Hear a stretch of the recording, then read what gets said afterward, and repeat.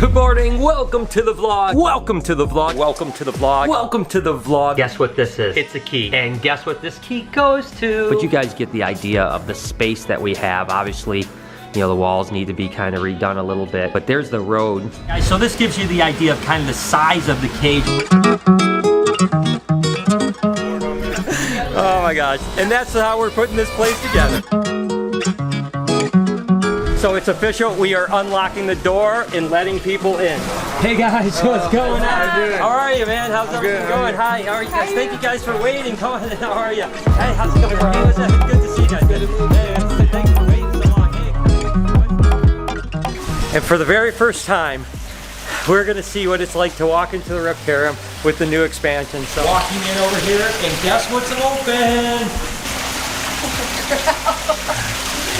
Yeah, wow. Look at how cool that looks. It looks crazy. It looks like the poor little Reptarium looks so small. Really 1 minute to open. You excited?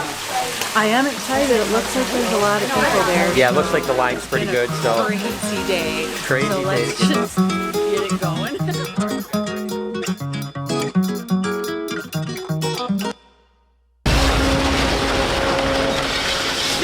I'm turning a multi-million-dollar building into a pile of rubble. Well, I just ripped the front off of the building. I don't think there's any way I can go back now.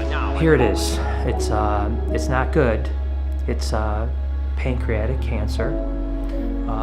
For anyone who knows.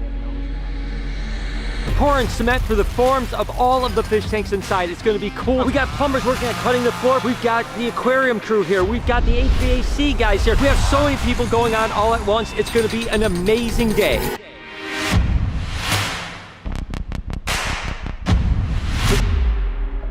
There might be days that I can't come to work, that I can't vlog, and that maybe the crew could take over or Lori could be a part of it. Because I don't want to stop. And I want you guys to see this process.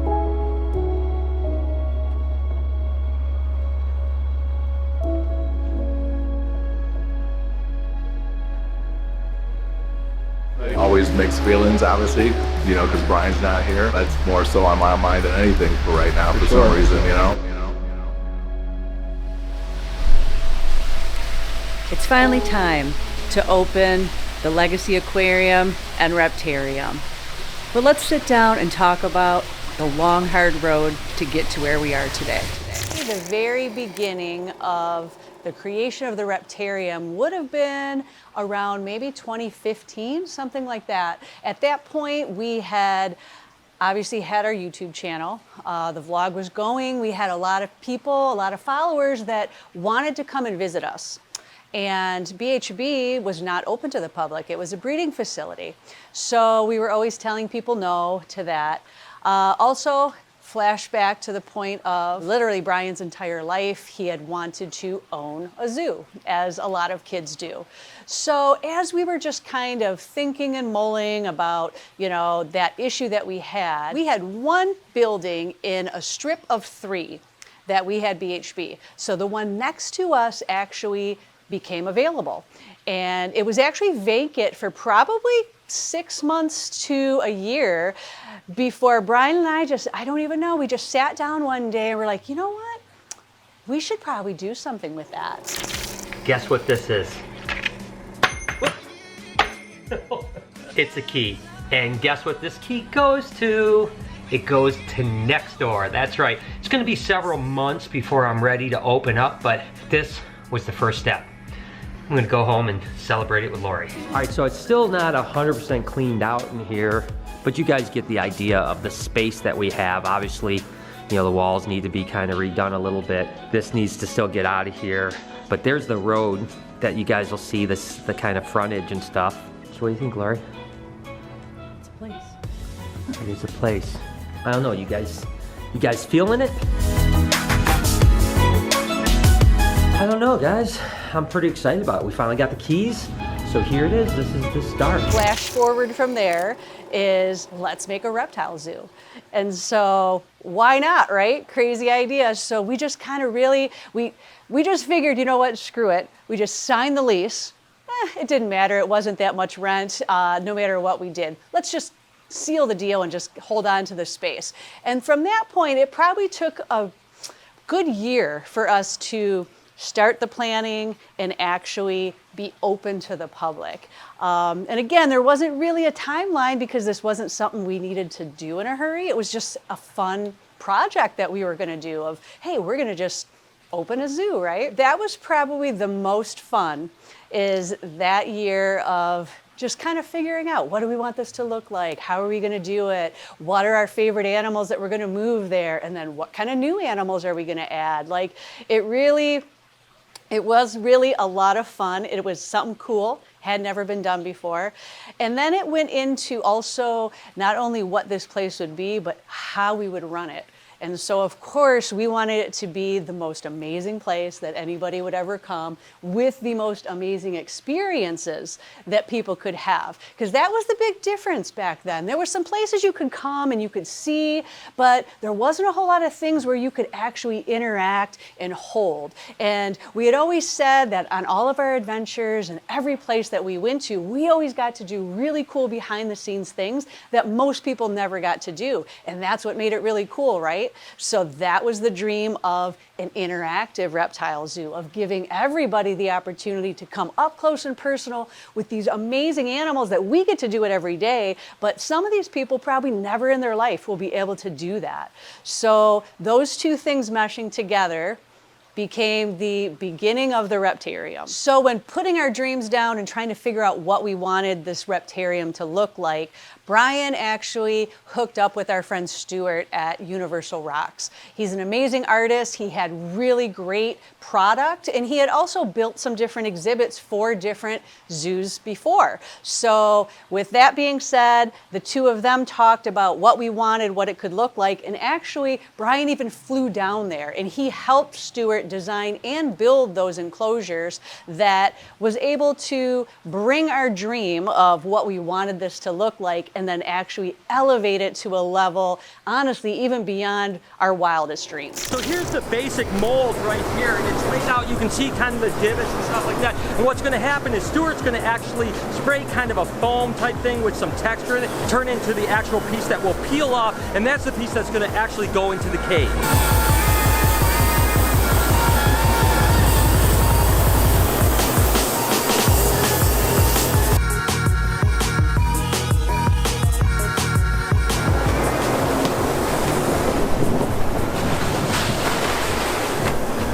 The first glimpse of what it's actually going to look like. Look at this.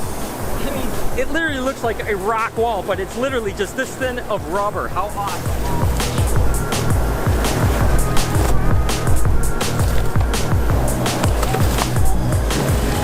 Okay, so now it's the fun part. We're actually putting the backdrop in, and this is just the beginning of kind of the scaping. Click in on the bottom.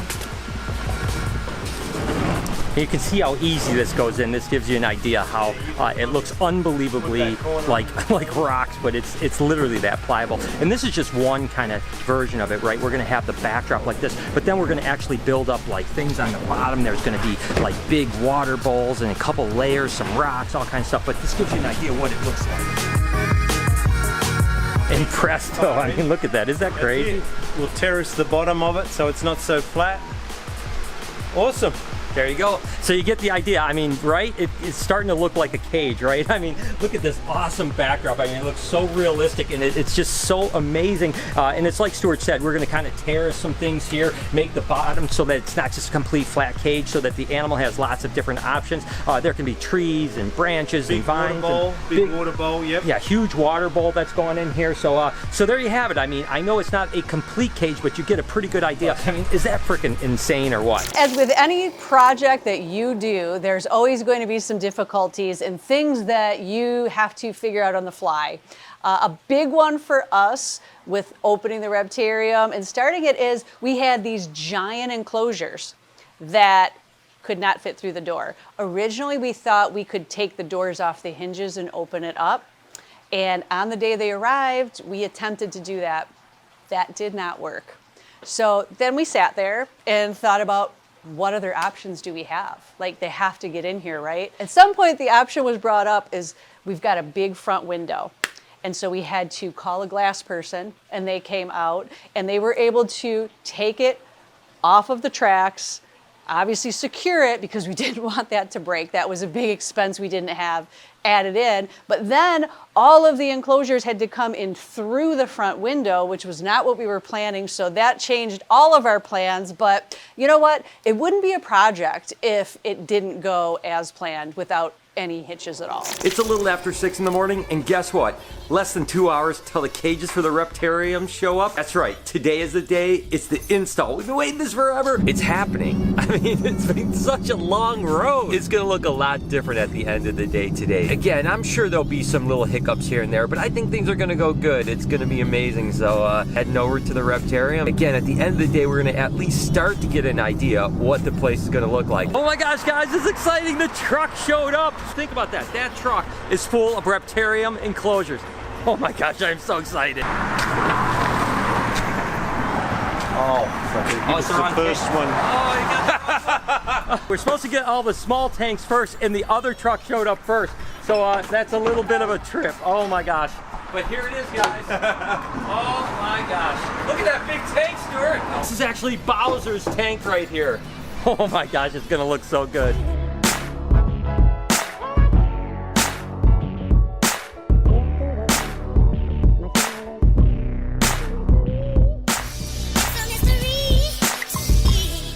All right, so good news. It turned out that it actually was safety glass, so it didn't cost me a couple $1,000s. The window is out. We can now start loading in here, so cages are about to go inside.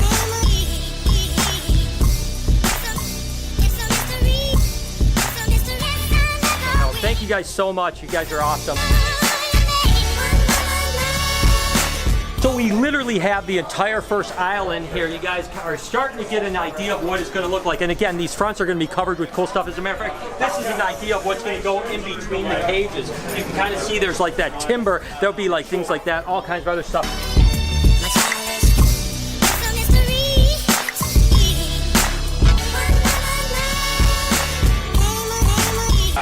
In the middle. Someone line us up in the middle. Keep going. Looks good. No. Right about there. Right there. Okay, slowly down. All together. More under there. Yeah.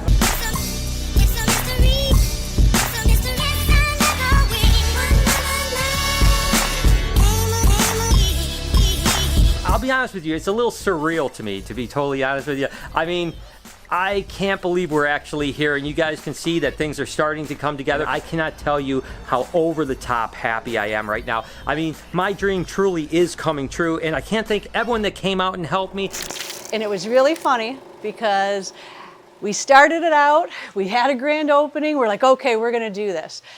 Brian literally said, he goes, I don't think anybody's gonna come. And I'm like, no, I think people are gonna come. I had no doubt on that. The amount of people that came was mind-blowing, especially that first weekend we were open.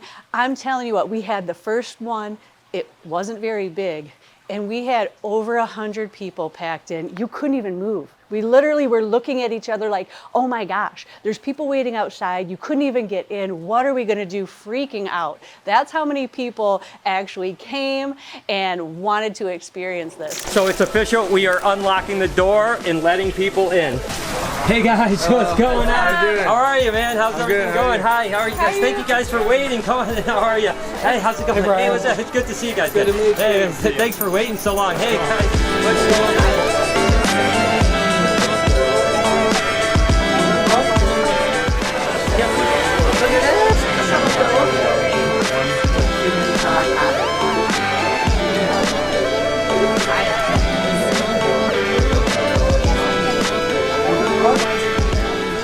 We're about an hour away from closing, so I guess that's about 3 or 4 hours we've been going here. It's been absolutely amazing. Tell you what, the thing I think that's the most amazing is being able to just kind of take out the animals that are my ambassadors, share the love that I have for them with them, and all the people that have been kind of following them online, get a chance to meet them. This has been absolutely exactly what I needed, and all the work leading up to this has been worth it just for nights like tonight. I'm super happy about the turnout. Yeah, I really couldn't be happier, and I think this is going to turn out really cool. And there it is, guys. The Reptarium is officially open, and day one, the grand opening, is in the book. So the beauty of actually creating something that really hasn't existed before is that you can make up the rules and do whatever you want to. Well, one of those things that Brian loved to do was come up with crazy kind of animals that we could bring in that we didn't own as like visitors. A few of those that come to mind, one Thanksgiving, we had a turkey that sat behind the counter. Oh my gosh, this thing is awesome! This is cooler than I even expected. Are you kidding me? Oh my God. Let's get a turkey. That thing is huge. And so you could come in and do the experience, and you could also take a picture with someone's pet turkey.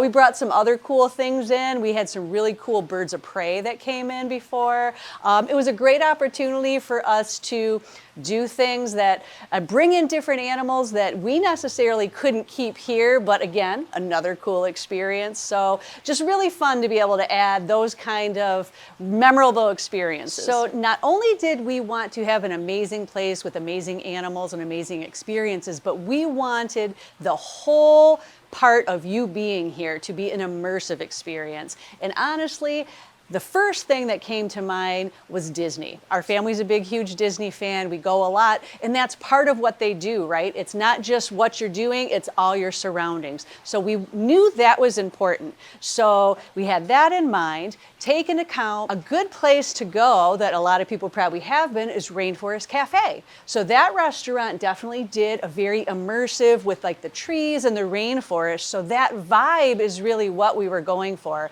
So we combine those two things as well as talking to Stuart, who is a master of that kind of stuff. And those three things together is what helped us actually create the look, feel, and vibe of the Reptarium.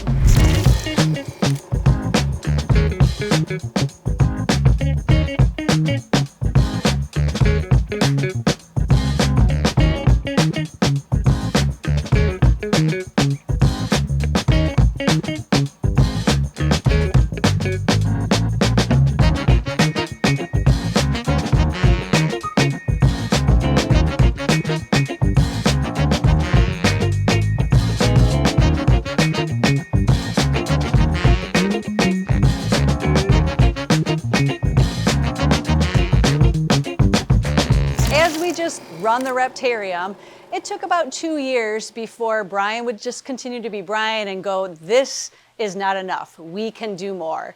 And so that being said, it moved into, okay, we're going to expand and we're going to move into 2.0. Basically about that time when he was already thinking, what are we going to do because we're running out of space and we want to get bigger, this last unit became available. No brainer. I don't even think it took 1 day before we called up the people and we're like, all right, we're signing that lease. Once you actually sign the lease, then you have to come into the space and you have to redo it, right? Well, this third space was cut up for what it was. There was offices, there was all kind of things like that. What we had to do was come in and literally take out almost every single wall that was here. I think the only thing we left was the bathroom. Everything else blown away, and then we had to rebuild what we needed. The biggest thing and the craziest thing we did was the wall between 1.0 and 2.0. Now this is a cinder block building with a cinder block wall. And you know Brian, and his motto always was, better to ask for forgiveness than permission. So, just in passing, he had mentioned something to the landlord about opening a doorway or access between the two and just kind of left it at that. Didn't really tell him exactly how big we were going to go with this. So, number one, the day we did it was insane. I mean, can you imagine how crazy and cool it is to literally like break down a cinder block wall? It's a concrete building that has concrete ceilings, concrete walls, concrete basements, and I literally thought that I would just have BHB in the one unit. And then of course we moved and started the Reptarium, and now we're breaking it into the next area. It's just insane to think that we're altering the building inside, outside. Everything looks completely different. It's cool because now it feels like we have complete ownership of the entire place, and who knows what the future has, but it is pretty exciting to see it kind of evolve into what it's become. And for the very first time, we're gonna see what it's like to walk into the Reptarium with the new expansion. So obviously we got the Reptarium here, walking in over here, and guess what's open? Oh my God. This is so absolutely dope. Oh my gosh, this is so exciting, guys. This is it, man. Wow. I am blown away, man. It looks so much bigger than I expected it to. I mean, when you walk in, it just looks huge now. Oh my God, it's gonna be so awesome. Let's go get Lori. Ready to go see? Let's go see. Yeah, wow. Isn't it crazy? It's bigger, right? I mean, it's like way bigger than I expected. It looks amazing. I think it's cool. I didn't really think about it. If you're all the way over here, look at how cool that looks. Doesn't it look big? It looks crazy. It looks like the poor little Reptarium looks so small. Oh my gosh. No, it's exciting. It's coming together. It was pretty crazy. So we had done that, and it was literally days after when the landlord just showed up because he just wanted to see how things were progressing. And I, of course, had to show him because Brian was nowhere to be found. So as I'm walking him around and I show him, he walks in, and I'll never forget his face of, oh my gosh, because this whole wall was gone. And I had to very, very quickly talk him through about how amazing it's going to be. And yes, this is okay. And we can very easily put that back together if and when we're not here anymore, which I don't even know if that was true. Anyways, it worked out. It was insane. And the transition we did between the two, honestly, was so cool. After we painted and decorated it, like, seriously blew us away of how cool it was. But that was a crazy, crazy construction story among a lot in our life, but definitely one of the top tier ones. And within a matter of it was definitely less than a year. I think it was probably mid 2019 when we signed the papers and we're like, okay, this is what we're gonna do. Granted, we had already designed the Reptarium before, so knowing what this space was and what we could do with it was a lot easier task. So he already had those wheels going. But we also took the opportunity to change some things that we could do different. Like, this is the first time we decided to add double-sided glass enclosures. That would A, give us bigger enclosures, B, give a different perspective. That turned out amazing. As well as just utilizing the space more. Me getting the gift shop that I desperately wanted and had no room in there. So many different things we were able to add. And we did it pretty quick. So basically, we were done with the designing. We had the final date with the move-in, which wouldn't be anything for us if it wasn't full of nightmares. But even getting them through, some of these, all right, I think the saying is measure twice, cut once. I don't think we ever did that because some of these enclosures didn't quite even fit through that hole. So I do remember having to do some modifications out front, squeezing them in, like literally. And then once we got them in, moving them around, these were bigger, heavier. It was a crazy day. It was a lot of fun, fond memories moving back, but oh my goodness, it was insane. 8 hours until install time, and of course, a big snowstorm. Go figure. All right, guys, it's 6:30 in the morning.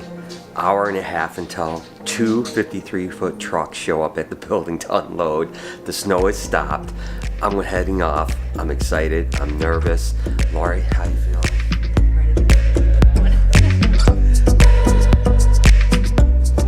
Well, first enclosure inside, of course, the front of the anaconda cage. Literally, remember about that measurement thing? Yeah, it was like this close to not fitting in the building. That would have been a disaster. Let's hope everything else fits a little bit better. Hey, now we got clearance? Yeah. Oh, wow. Good, someone lift down here? That's the back. Yep, I got it. You're going? No. No? Well, I guess the measurements are wrong, guys.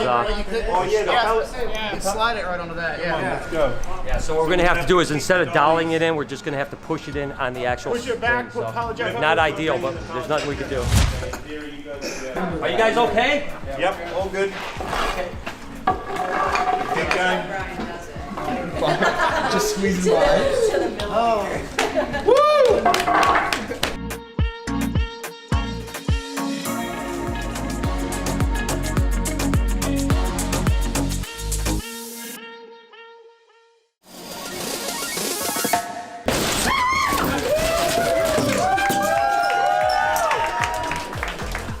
Thank you guys, I appreciate it. I love the way this entire aisleway looks. When you go and you got the curve right over here, I mean, how awesome is that? A project like this can be mentally and physically draining, but at the same time, I'm so passionate about it and it's coming together so well. I mean, I couldn't be more happy. I literally can barely sleep at night just because I want to come back here and hang out. I mean, every day, it's so interesting to see how these things kind of come together and everything changes. We got all that done. That was amazing. Then it was time for our grand opening of 2.0. So we put a lot of time, a lot of effort into doing this amazing weekend celebration. And again, we already knew a lot of people were coming. It blew us away. The amount of people we had in here Friday, Saturday, Sunday during our open hours was insane.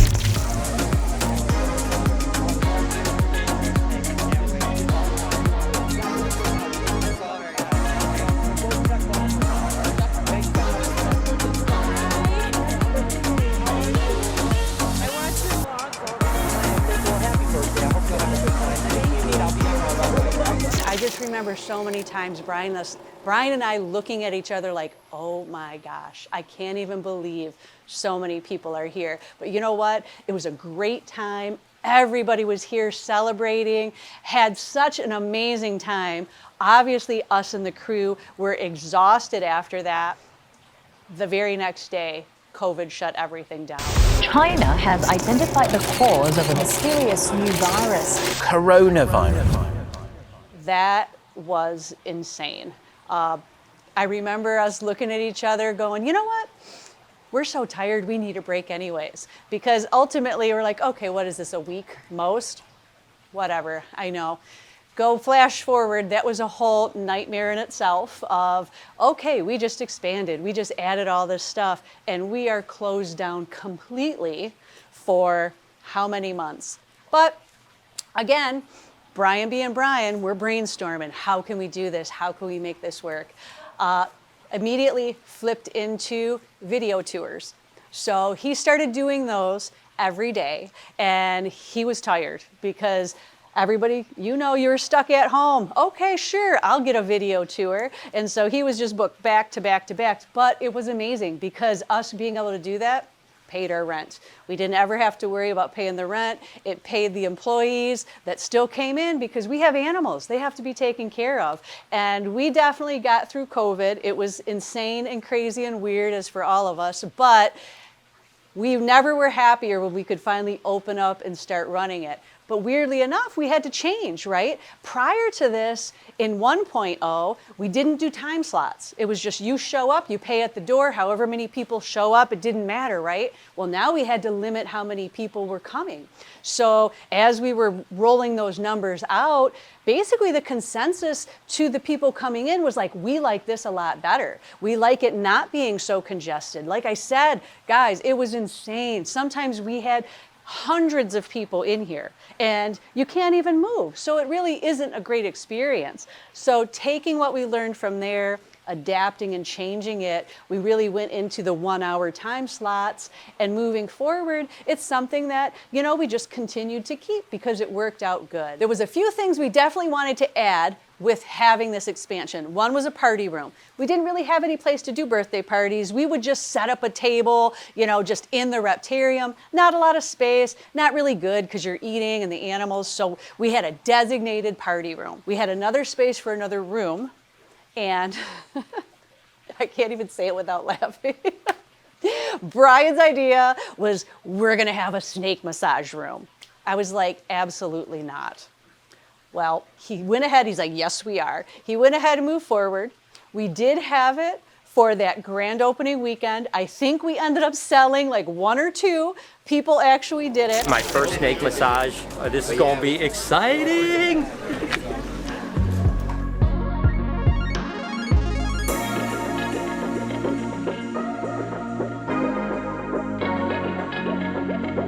How are you doing? Great. Oh my gosh, you're doing amazing. It's so cool.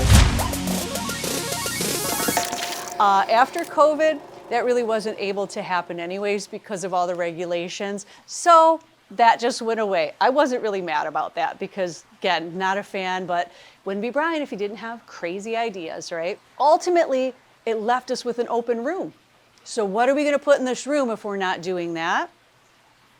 And thanks to Jay, who at this point now became an employee, he and Brian found Drogo. Guys, do you see Drogo? This is just amazing. Oh my gosh, he is so beautiful. I literally am tearing up right now. I seriously love this thing. So this is Drogo. Hi, Drogo. Hi, sweetheart. Oh my goodness. There you go, Drogo. Hi, Drogo.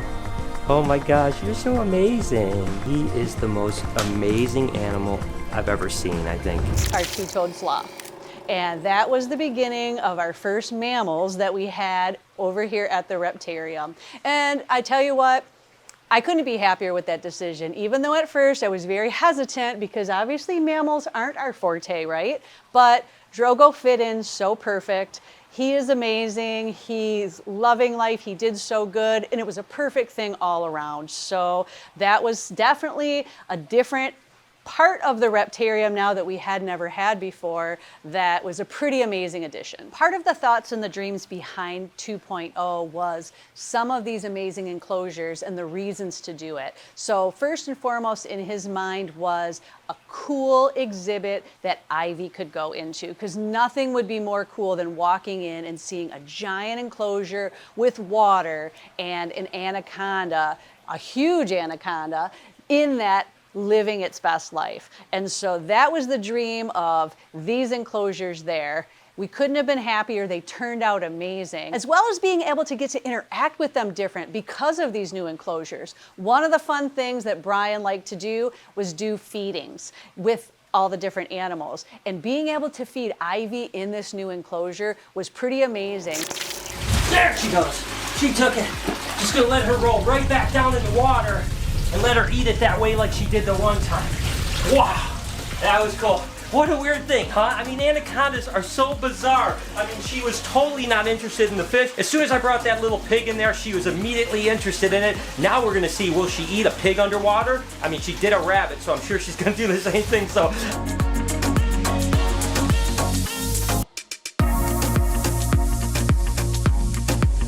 Not only did he do it during open hours, but he was also very curious to see what she would do. The first time we fed her in this, she had never had an enclosure with that much water in it. And much to his dismay, she grabbed the rabbit and took it into the water. Now, we had never seen her do this before.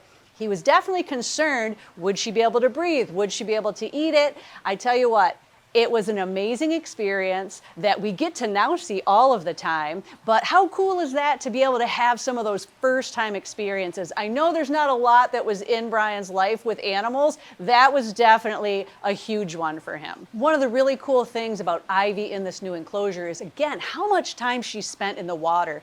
She spent way more than any of us ever expected, to the fact that Brian got the great idea one day to actually time to see how long she could be underwater without having to come up for breath. I do believe that it actually ended up being somewhere around 30 plus minutes, the time that he did that. What do you say we see if Ivy wants to eat this pig and go ahead and time it, all right? Let's go. Okay, Ivy, you ready, girl?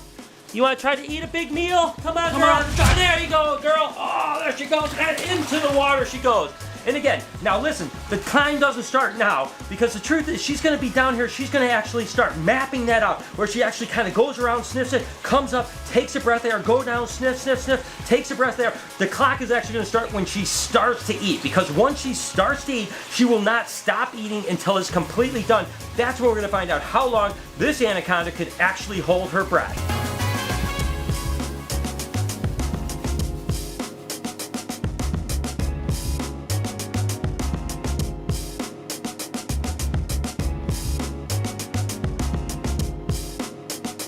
She's finally taken it, so the timer starts now.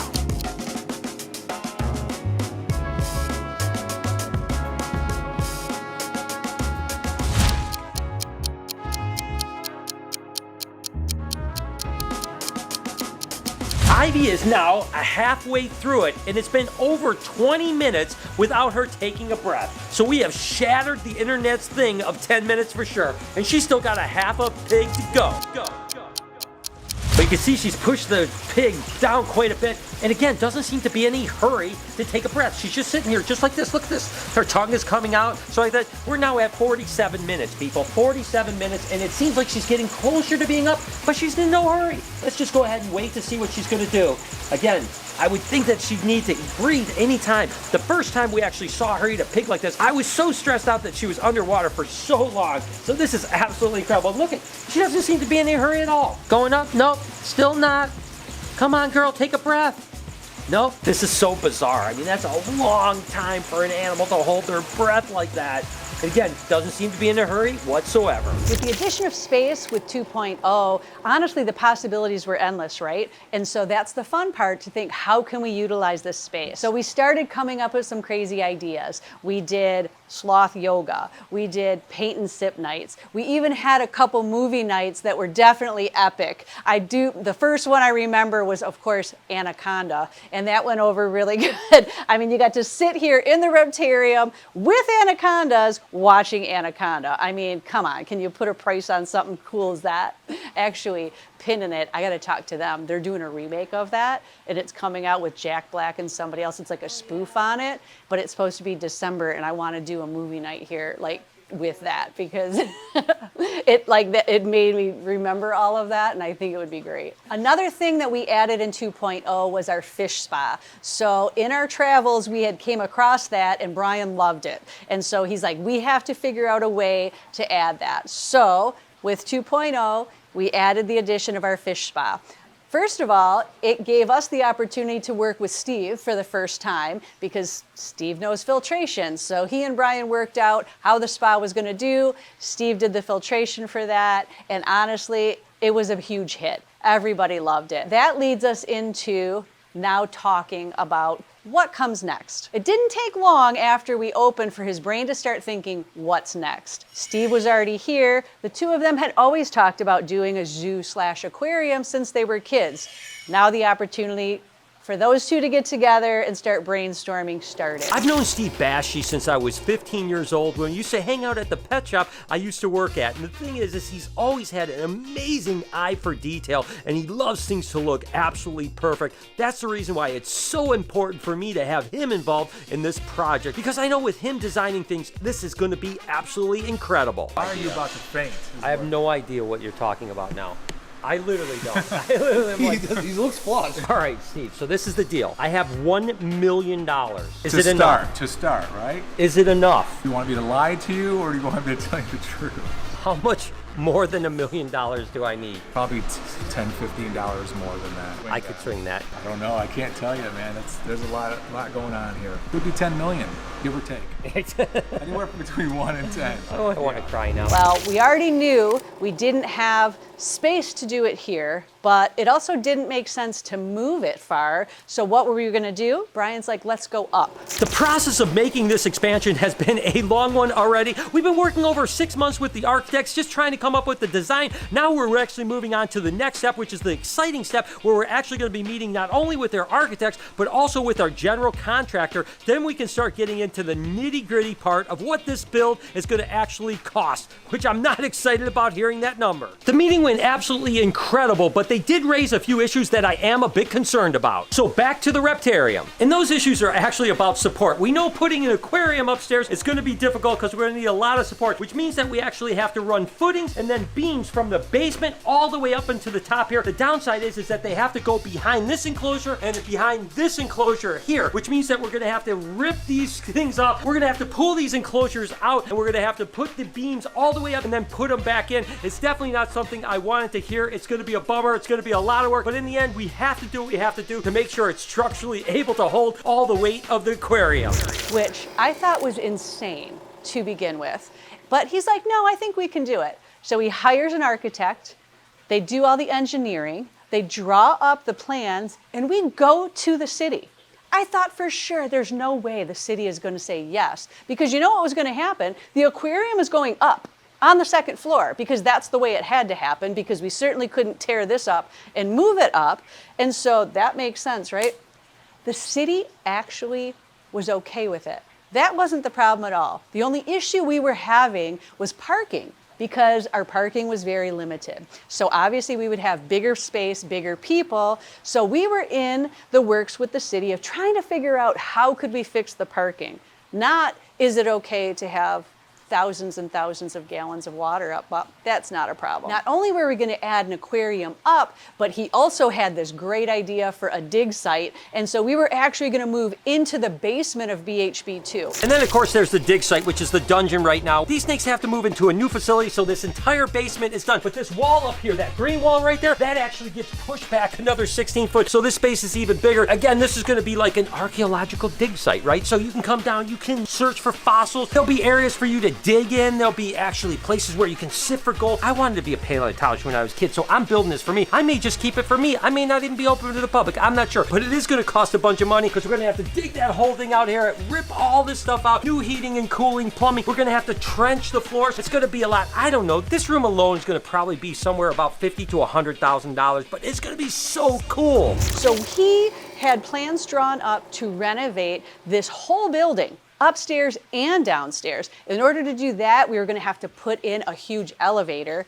Can you even imagine how much that cost? Like, literally, I was having a panic attack with everything he was trying to do. Little did I know that the future was going to be way worse, but we're not going to talk about that yet.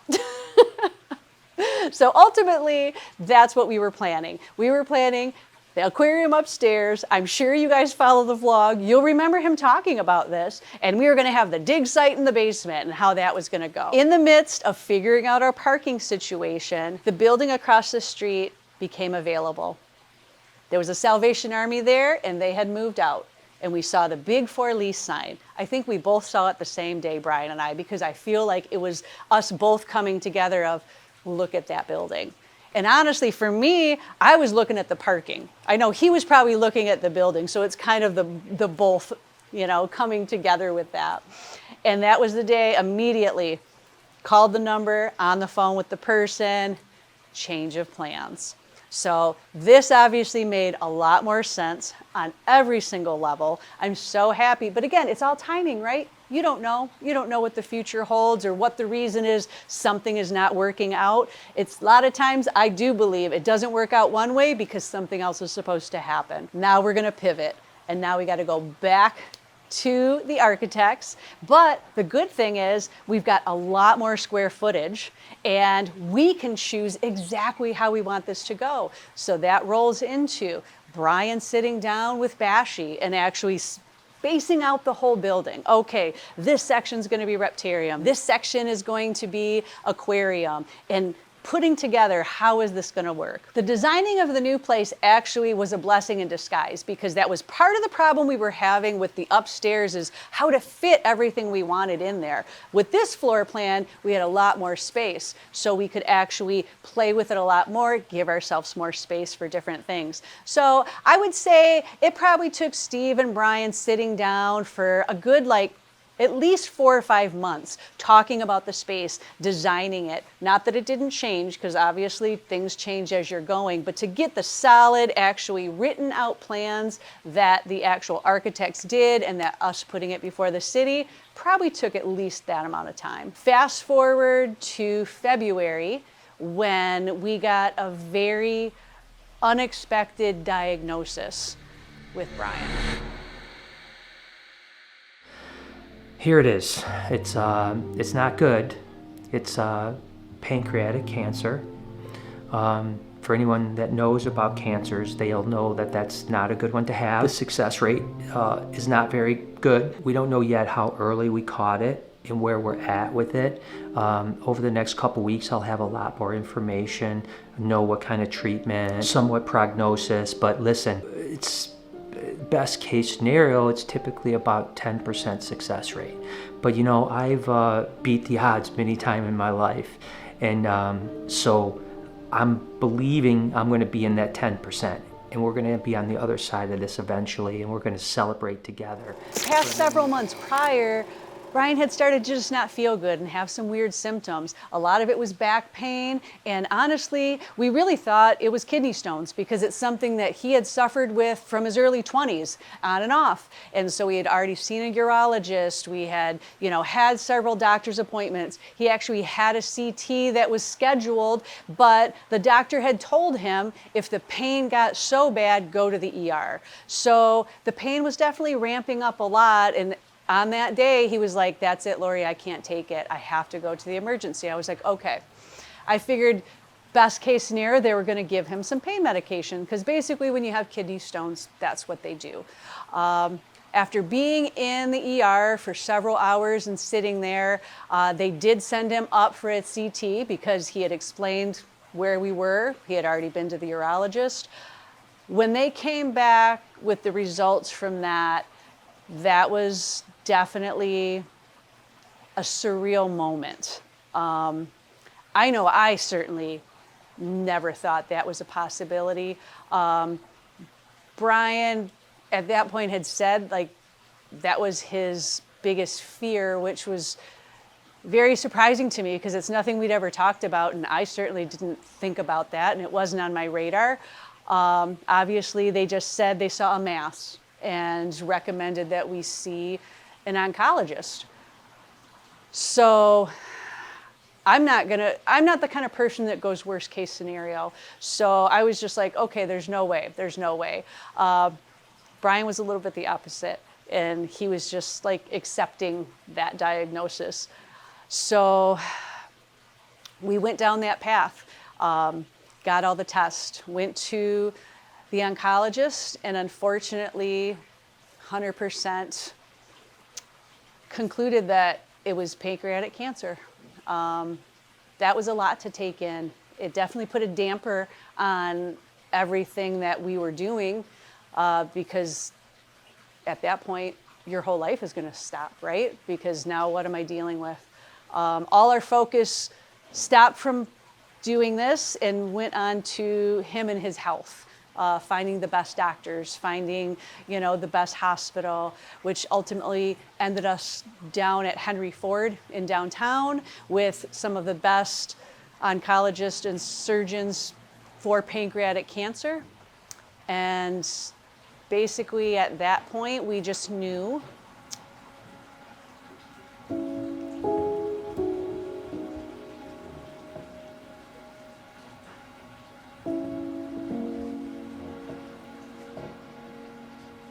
that day was definitely one of the hardest days for me because that's when I think the inevitable became undeniable, that this wasn't going to be easy. We had hoped for a best case scenario that potentially he could have a surgery, potentially, it was soon enough, and it was not. It was literally confirmed worst case scenario. You've got very limited options, and honestly, they gave him 6 to 9 months with no treatment, 9 to 16 months with treatment. That's a real hard pill.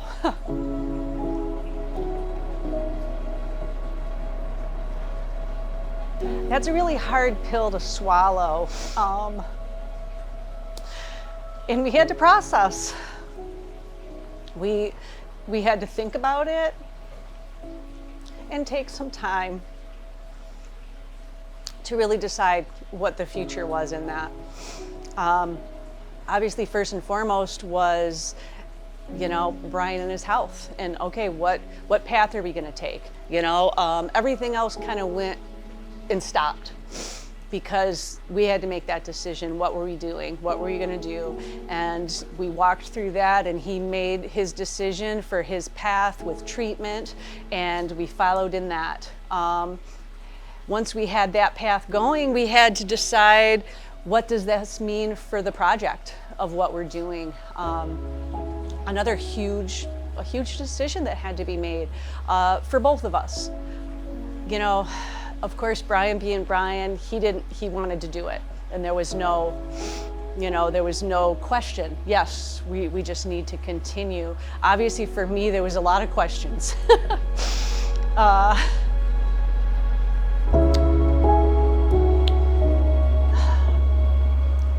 It was a hard decision.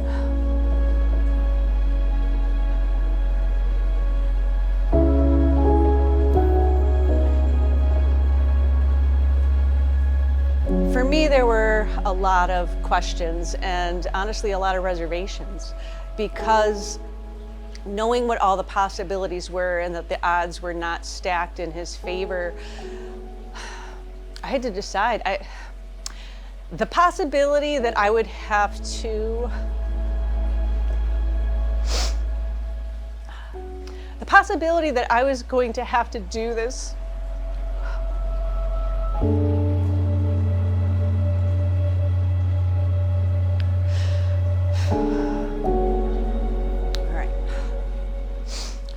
possibility that I was going to have to do this without him. Honestly,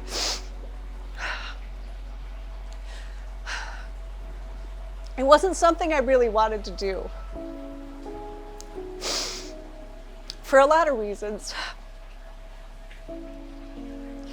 But he really wanted this to happen, and ultimately, you know, he wanted this to be his legacy, and that was his biggest selling point on doing it.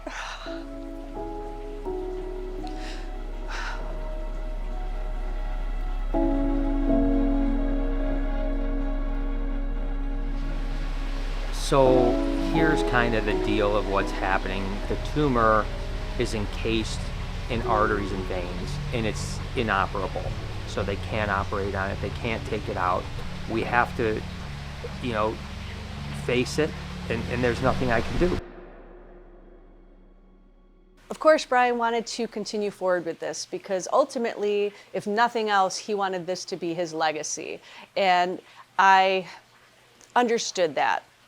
For me personally, moving forward with this project was a whole nother set of decisions, because ultimately I knew the chance that I would have to be doing this alone was a possibility. It wasn't a possibility that I wanted to consider or think about, but I had to. And the truth of the matter is, I really didn't know if I wanted to do this without him. Every single thing we've done in our lives was together. And that was also part of the fun. Knowing that that might not be it wasn't that appealing to me. But in the end, I did understand and realize that it is true. Having this aquarium would be an amazing legacy for both of us, really. And that's kind of how he sold it on me, was we're leaving this for our kids and our grandkids in the future. And honestly, he was right. I do believe it was the right decision because it served a lot of purposes. We went from going through all of the hell of treatment, and we really thought he was going to be here for opening, and that was the plan, and we were working and we were trying, but with any construction project, especially one as huge and crazy as this one, it did not work out. The amount of setbacks, the amount of, you can plan things, and we did enough projects to where it's like, okay, we know this is what we planned and it's gonna go X number, you know, farther. Never in a million years would we have guessed how long this project would have taken. So clearly,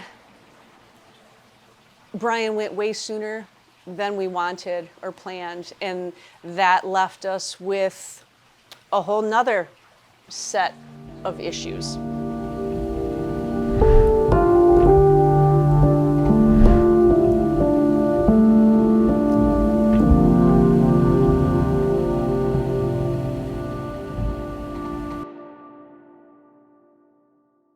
Now we're at a point where Brian had just passed, and now I had to jump in and see where were we even at as far as with this construction, with this build, with everything that was involved. I was involved as much as I could, but obviously that wasn't my main focus. So now this is my entire focus. So once I got in and was looking around, it was crazy how far behind we were. Things that were supposed to be there were not.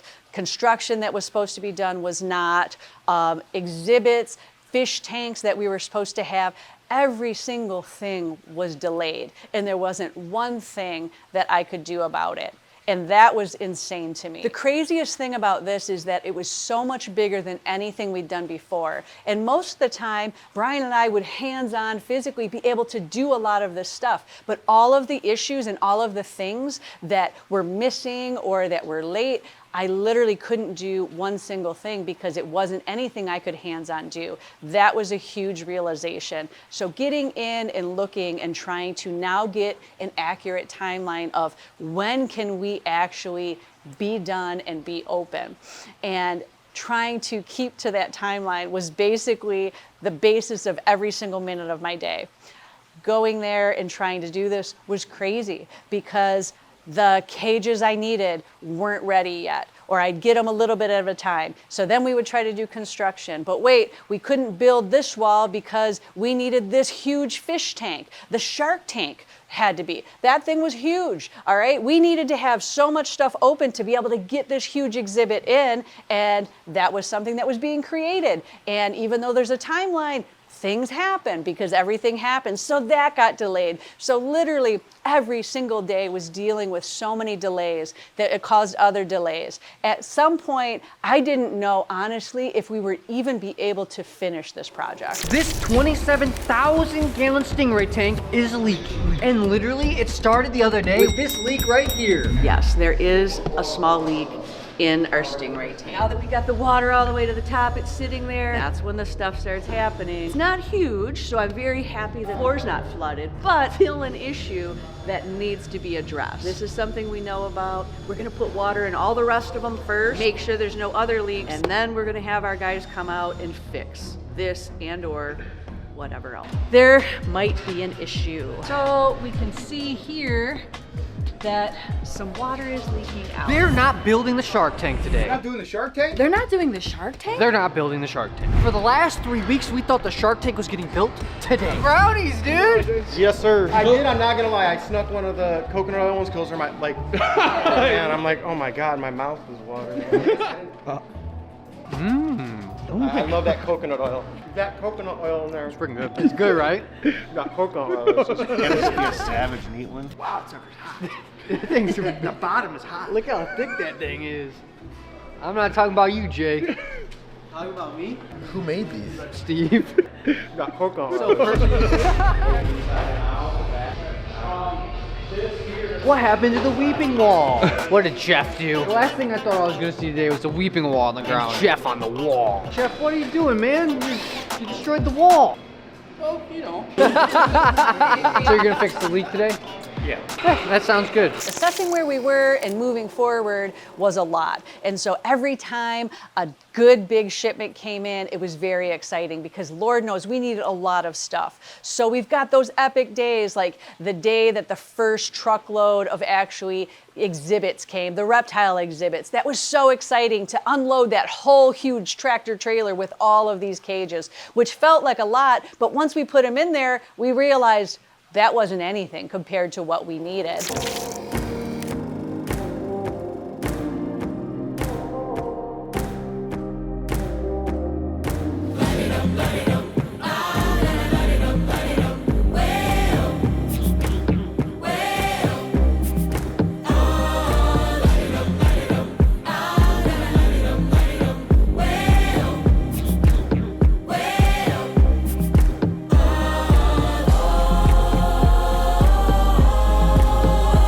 The next exciting thing when the shark tank actually came. That was crazy.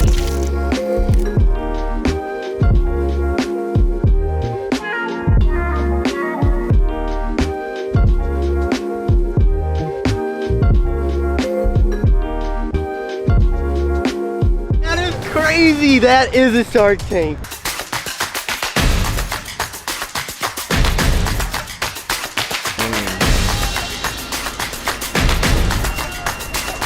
As soon as we start, just watch your strap. Your side goes like this, you gotta catch up with the other guy. All right, go ahead, start. The truck is gone, and now it's just sitting in the air. It's a little scary. Down. Yep.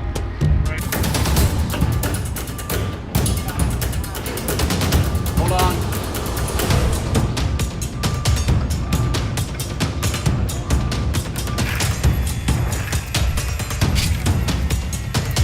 The temperature of the acrylic now makes it 10 times more brittle.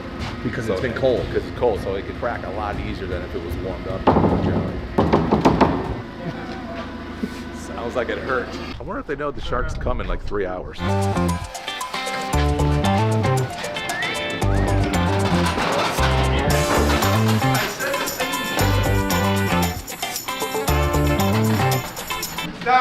That was an epic day of so many emotions, so much excitement of getting that in there, and then Alex and the crew actually the process of getting it in and actually putting it on the stand, and then the long process, which nobody really understood except him, of how long it would take to actually seam that together. Because remember, it came in 3 pieces, and then they have to do that, and they have to seam it, it has to be perfect. And if it's not, they got to rip it off and do it again. That was the craziest process ever that was very enlightening to me, and I appreciate the hard work they put in there more than you'll ever know. When you come and see that, you'll understand what I'm saying. There was a lot of stretches between these days where none of that was going on, and we're just sitting here and waiting. So when the next truckload came with the last aquariums, knowing like, okay, we have every single piece we need in the aquarium side.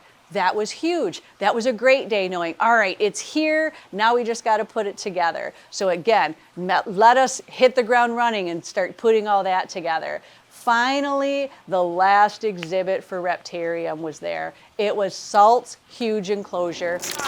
Mike, there's so much room for activity. That's actually pretty cool. Gotta be at least 300,000 gallons, right? I love it, honestly. You know, it's crazy and life is crazy. All said and done, it's a beautiful enclosure. Being able to see it with the lights and see all the rock, this is really cool. And honestly, there's some twists that it's not exactly what we planned on or necessarily wanted. I think we're gonna take this and actually make it better than even originally designed. Let me show you what I'm thinking. So you guys remember yesterday we were talking about how we could make this better. The functionality of just this small door and this piece of glass. Well, yesterday I had my glass guy Bill come out and we talked about it. We decided we're going to take this and make a 36-inch piece that's going to be a door. So it's going to pivot here, somewhere like about here. So halfway through, filter here. So this will be just like this. It will be able to open up this way. We could have double this and that. That gives plenty of room to be able to get animals in and out, us in and out, as well as give us amazing access to be able to do this without poor Mike and Connie killing themselves trying to figure out. I love the solution. This is perfect, right? I'm gonna love it. Yep. I already like it. I love this enclosure. It's really cool. It's a lot bigger than it looks. Like, I know and I understand, okay, if you're just looking at this, especially on the video, you're like, oh, that's not gonna be big enough. You have no idea how much space this is. But like, that's one alligator right now. Maybe should we get more? No.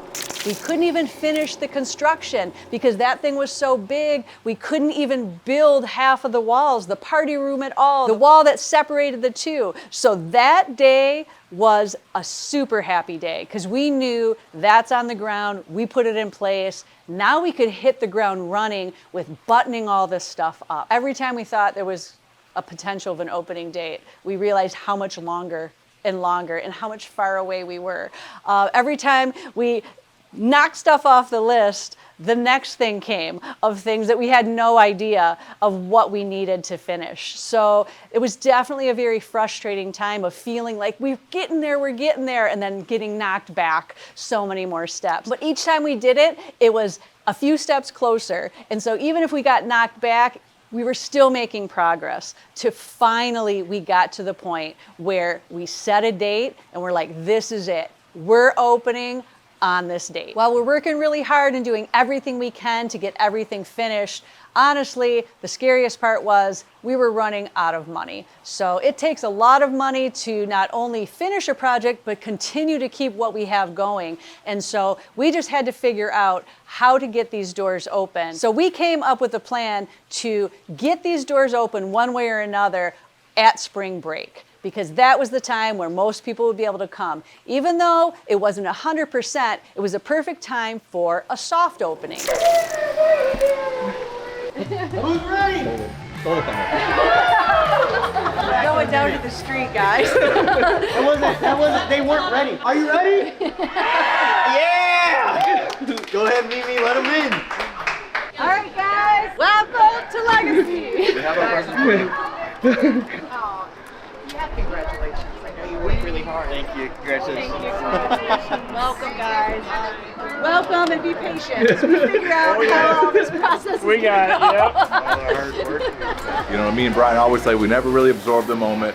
It just happens real quick and we move on to the next one. But this is like 2 years, man. 2.5 years, 3 years of like brutalness, you know? And we still got work to do, obviously, but like to see people like their eyes open up and their first fist pump I get when people walk in the door and congratulations, it's like surreal, man. I'm floating on a cloud right now, man.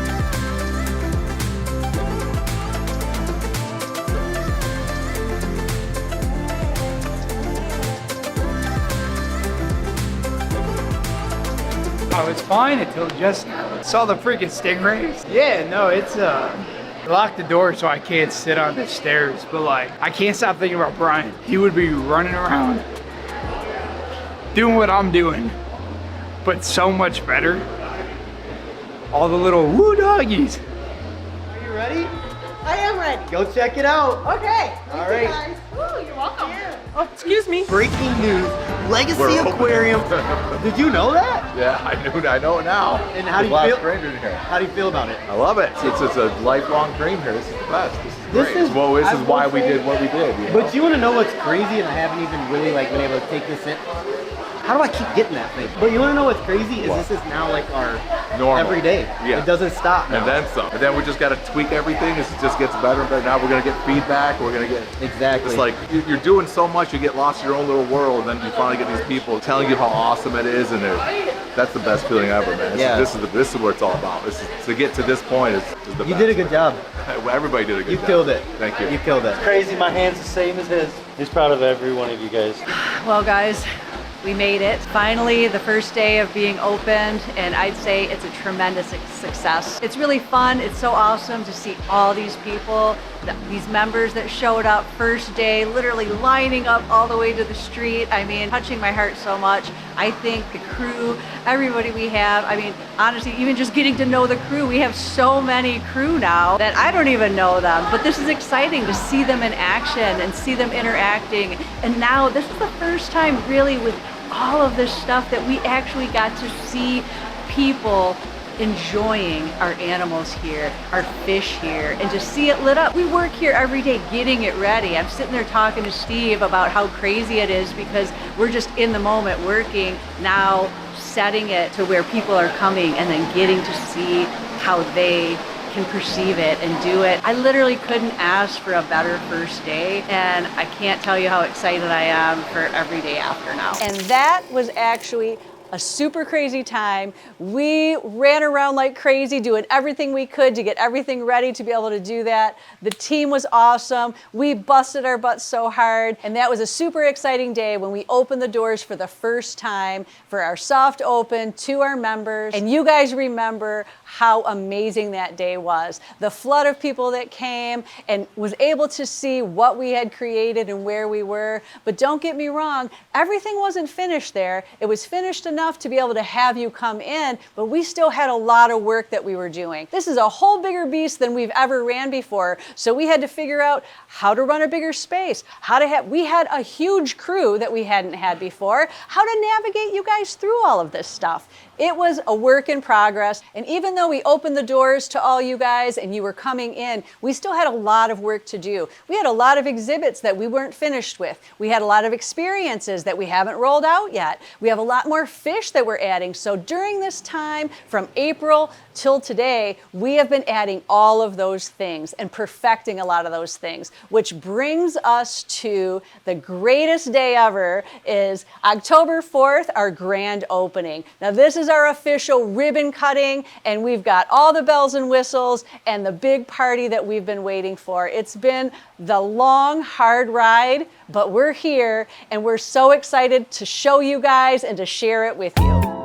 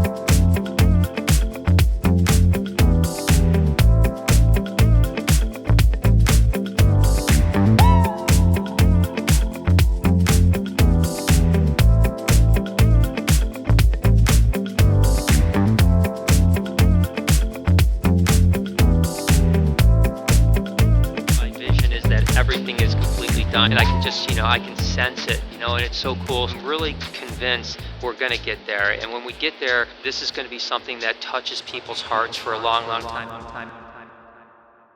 Grand opening day is going to be a day you don't want to miss. I'm finally thinking back to each opening day that we had to these. This grand opening is going to blow all of those away. This is going to be the biggest party that you've ever seen, with the most amount of people, the most amazing experiences. You need to get your tickets now if you want to go. LegacyAquarium.com. Pre-purchase is recommended because we do have to limit amount of people that can be there. So ribbon cutting is going to be at 10:30.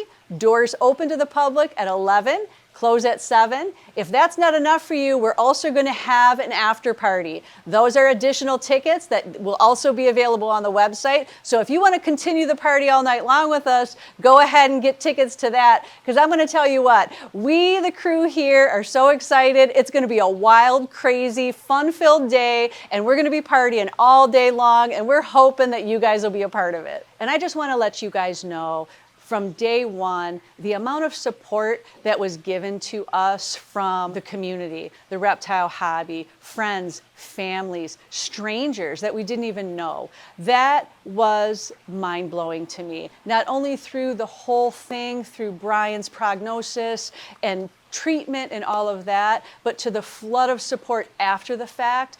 I literally can tell you right now, there is no way that I would have been able to finish this project without the tremendous support of each and every person. And I literally can't thank you guys enough for that, because without you, this wouldn't even be here today. What a wild and crazy ride this has been. Certainly hasn't been anything that was planned or expected, but honestly, a lot of times in life, that's how it goes. I'm very thankful to have been able to finish this project and be able to complete it and share it with you guys. I know that this is exactly what Brian would have loved and wanted to happen. And even though he's not here with us in person, I know he's here with us in spirit. And that's something that I think we can all agree on and share. By coming here and visiting and keeping his legacy alive, I think that's the best thing that any and all of us can do. And while we just are continuing on with the journey that is life, and we don't have the answers of what is coming next, but I know that if we just keep going forward in the way that we are, we're going to continue running legacy in the Reptarium. We're going to continue with the videos, and honestly, I have no idea what else is going to come down the pike, but I'm sure there's going to be a lot more exciting adventures in our future.